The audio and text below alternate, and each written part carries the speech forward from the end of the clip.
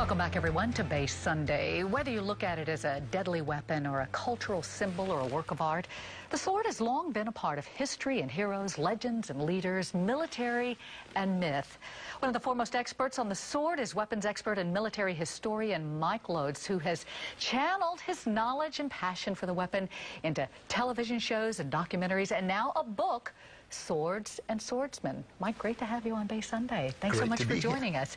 This is an extremely detailed book, but what I love is you have surrounded each detail with just a wonderful story. I mean, the history behind this weaponry. Yeah, I have had this crazy passion for swords for as long as I can remember, and I've had a life where I've been sort of engaged in sword fighting and doing all that, and I just wanted to share that passion.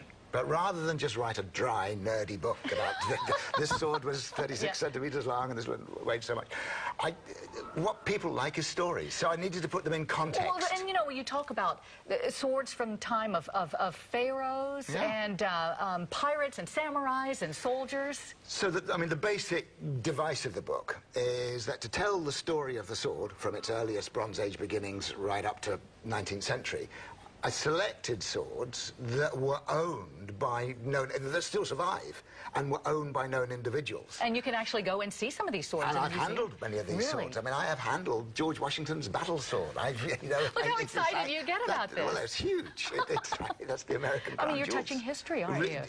It's touching history, and there is an extraordinary thing that happens when you do that. There's a real connection, and I wanted to share that connection. So the swords are really the keys that open the doors to tell you about the world in which they lived. So you get to learn about Tutankhamun, or you get to learn about George Washington or Emperor Maximilian and their world, how people fought, what the fighting style was like, what the fashion style was like, how the swords were made. I think this modern world that we live in, everybody is learning more and more about less and less. And I wanted to rebel against that and share that wide thing. So it's about the beauty of swords, the art of swords. It's about the physicality of sword fighting. It's about the stories of the people who owned them. You are so passionate about this. I mean, you grew up in the UK. Did you get your passion from visiting these wonderful museums and seeing this? You know, sword fighting when you were a kid? I've always been a museum junkie, it's for sure, so I had a passion for history from a very young age, and I used to go to a lot of museums. Is there one museum, if you want to see beautiful swords and weaponry, is there one museum you say everybody needs to see? I mean, there's lots, but my favourite museum in the world, I have to give them a plug, is the Wallace Collection in London. It's still a free museum. You go in there, and it's quite a reasonable size collection, not the biggest in the world, but it's some of the finest quality. And they are wonderful art objects, just beautiful, beautiful things. And especially the swords that I chose for this book, because by the very nature of them belonging to famous people, well, you can go to Mount Vernon and you can see Washington's swords. Absolutely. Huh? You know, he didn't have cheap, shoddy swords. He had very beautiful swords. I know you have helped with sword fighting scenes, whether it's on the stage or in documentaries and things. All right, so tell me, you know, all of these movies that are out there, you know, Pirates of the Caribbean and all the swashbuckling, are there any that have, you say, that's good sword fighting? Well, there's two criteria that you would apply to whether you thought it was good or not. And the first criteria for a film is it working dramatically? So, in other words, do you believe in the characters and has it given you tension? And yeah, I think a lot of sword fights do that. The other criteria that I would give is that portraying an authentic style of the period? Well, for the Western martial arts, for European martial arts, Hollywood hasn't even begun to go there yet.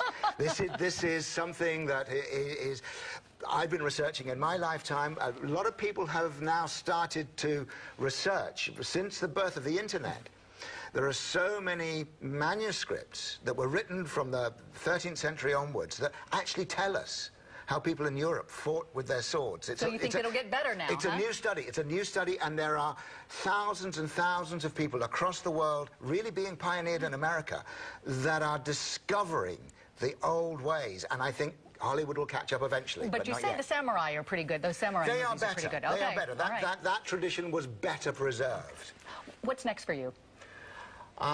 Besides enjoying living in the East Bay in Oakland, which I love, I have a possible TV series, but I can't tell you about it. All right. Well, you know what? We'll have you on again next time to tell us all about it. Fantastic. Michael, it's a pleasure to meet you. And again, his book is Swords and Swordsmen.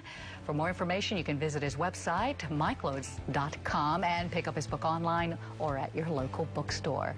Well, that is it for this edition of Bay Sunday. Happy reading, everyone. I'm Sydnie Kohara. Have a great weekend, and please join us again next week.